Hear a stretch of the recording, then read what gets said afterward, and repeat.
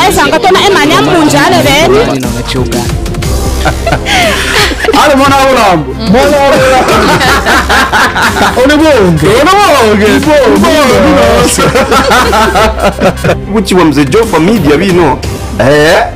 Alo mumtu motenge mu bitwa. Kana wanyo. La République démocratique du Congo, que vive la province du Sud. Sasa hivi miogo yote ilishagaribika, iliendaka na maji.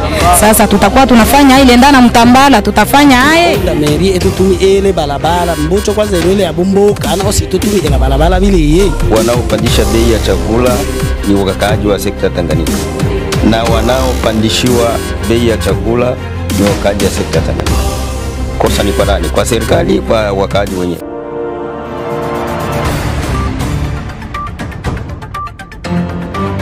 Kama ilivyo mila na desturi kwetu, mpenzi mfuatiliaji, kukusogezea matangazo ya kila siku, habari ambazo zinaendelea kutanda kunako kona za dunia pamoja na nchi ya DRC kwa upekee.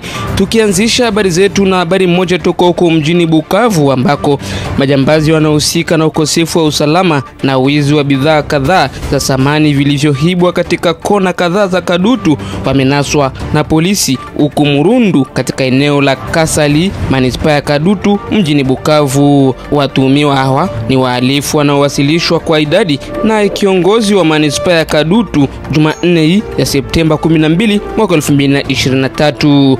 Ripota wetu Natasha Mbingu Andrea toka mjini Bukavu amekusogezea ripoti. Miongoni mwa vitu vya samani vilivyoibiwa na majambazi hawa, mwananguo za wanawake ama vitenge, paneli za jua, vyombo vya jikoni, seti za televisheni kwa kutaja na mengine. Makundi haya ya wahalifu yalikamatwa na polisi kama sehemu ya operesheni ya Toro iliyoanzishwa na kiongozi wa manispaa ya Kadutu. Kiongozi wa Kadutu, Muzinzi Murandikire, anawaalika wakaazi wa eneo lake kuendelea kuwa waangalifu na kuimarisha ushirikiano na polisi ili kufichua visa vyovyote vinavyotiliwa shaka katika eneo lao. Kwa sababu operation Toro inaendelea, na operation Toro ni kusema security ni yetu sisi wote. Kama hatuna information hatuwezi fanya kazi. Lakini mkaaji yeyote mtapata information akiona mtu mwenyewe iko suspect. Anawe mtu yeye anafika usiku, huyu mtu hapoke na kazi, lakini mtu iko na maisha ya ajabu. Kama iko tuna ile suspicion, anakuja anatuambia, tutatia ma services zetu za security kufanya utafiti, na tukiona kama ile ule mtu kabisa ni murugaruga, ni bandia, tutaweza Bosi huyu wa manispaa ya Kadutu anaonyesha kuwa nyenzo zilizokamatwa zitarudishwa kwa mmiliki. Majambazi hawa watahamishwa hadi kwenye ofisi ya mwendesha mashtaka wa umma wa Bukavu ili haki itende kazi yake na majambazi hao waweze kujibu kwa matendo yao. Nikiripoti kutoka mjini Bukavu, mimi ni Natasha Mbingu Andrea kwa niaba ya The Jofa Media. Alikuwa ni mwanaripota wetu toka mjini Bukavu. Na uko Fizi Munene ni kwamba ajali moja imeripotiwa ndani ya ziwa Tanganyika pa Munene, sekta ya Tanganyika. Ajali hiyo imesababisha vifo vya watu wawili, wanawake, na tani 3 za unga kutitia na vyombo vya pikipiki pamoja na pombe imezama kwenye ajali hiyo mida ya usiku. Gilbert Wasokelobenda amekuandalia ripoti ifuatayo. Ajali hiyo ya boti ambayo imejitokeza ni pale ambapo boti hiyo ilikuwa inatokea Uvira kibiashara na kufanya ajali usiku wa saa 6 eneo za Munene ndani ya sekta ya Tanganyika hapa tarafani Fizi, na kusababisha wanawake wawili kufariki dunia, miongoni mwao abiria 12 waliokuwa ndani ya boti hiyo, huku tani 3 za unga wa mahindi wa shirika la kuhudumia wakimbizi pote duniani PAM kuteketea ndani ya ziwa Tanganyika. Hali kadhalika kwa wachuuzi wa pombe mjini Baraka na tarafa la Fizi ambao wamepoteza zaidi ya boksi 300, huku pikipiki 10 pia ziliweza kuzama. Ndivyo anavyohakikisha Samia Mimo Corticol, kiongozi wa shirika la raia sekta Tanganyika. Boti iliyofanya ajali ndani ya ziwa Tanganyika kwenye kijiji cha Munene sekta ya Tanganyika ilikuwa ikitokea Uvira kuelekea Baraka. Boti yenyewe ilikuwa imesheheni chakula cha shirika la PAM takriban ton 3 za chakula, kazie 300 za pombe, moto 10 zenye zilikuwa ziko depiese na abiria 12. Katika abiria mulikuwa wanaume 5 na wanawake 7, na kati ya hao kulikufa 2 wanawake. Maiti moja tayari imeokotwa na nyingine moja mpaka sasa hivi haijaonekana. Hata hivyo, Zejofa Media imetaka kujua nini sababu hasa ya ajali hiyo. Sami Amimu Kortikol, kiongozi wa shirika la raia ndani ya sekta Tanganyika, amejibu kwa swali hilo. Wakati tulipokuwa tukiendesha shughuli za ufuatiliaji, yani enquete, ilionekana vyanzo vya ajali hiyo ni boti kupakia kwa kupindukia. Vile vile kulikuwa kasikasi nyingi baharini na ndio ilisababisha kupindua boti na kudidimia ndani ya maji.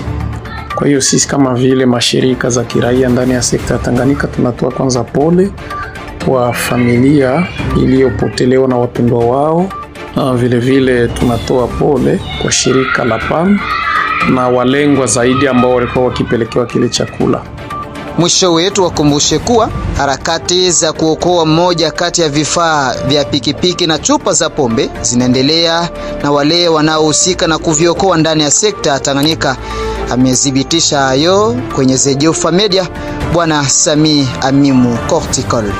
Mpaka sasa hivi shughuli za kutafuta boti ambayo ilidumbukia ndani ya maji zingali zinaendelea kufanyika.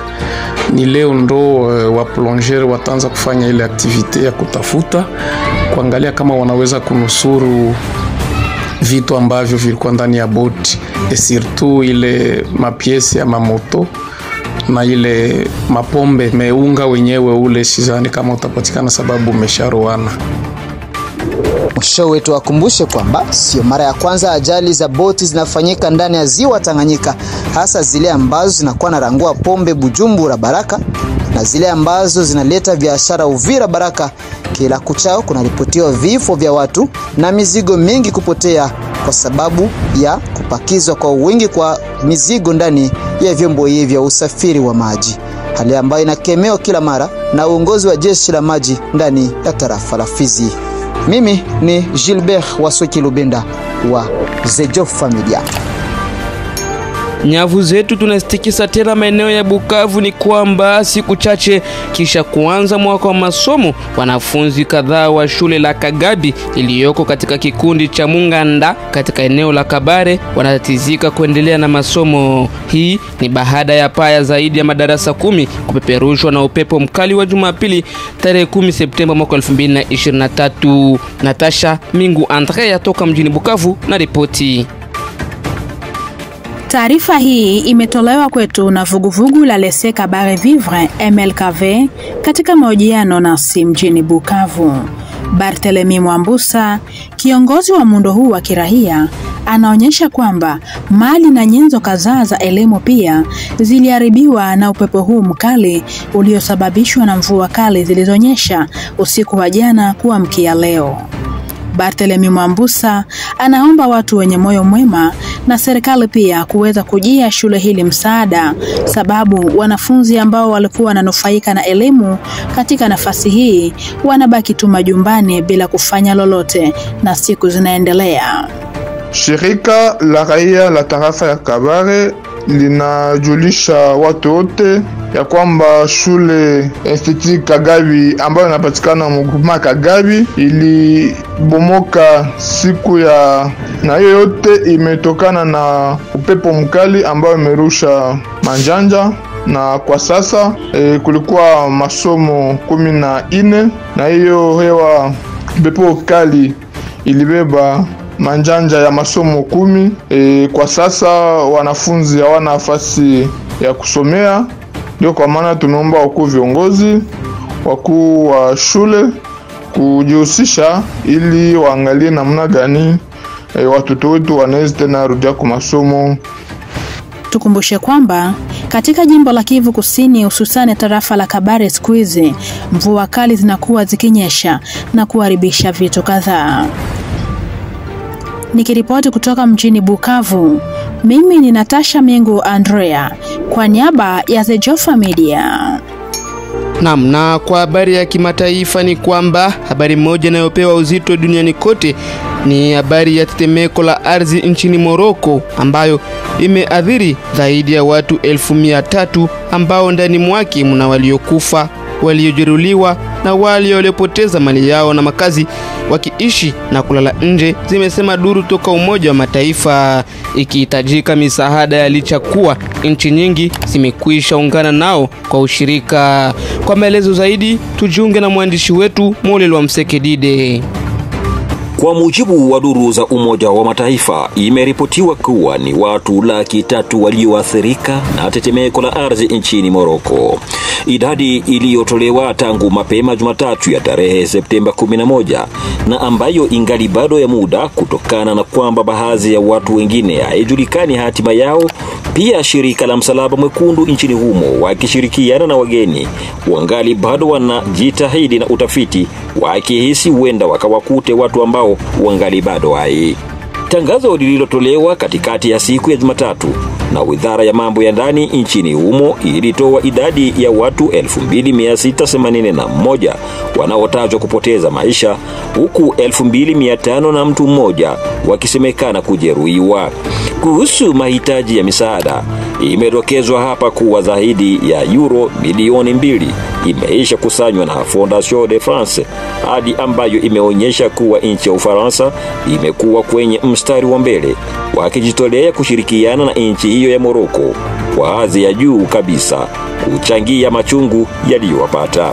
Pesa hizo ambazo kuna idadi nyingine inayoendelea kuongezeka toka huku na kule zitawasaidia wananchi walioathirika na mtetemeko huo mkali kwa mahitaji ya majengo, mfano hema, kuwarahisisha kupata maji safi, kupata chakula na hatimaye kuwasaidia kwa msaada wa faragha kisaikolojia.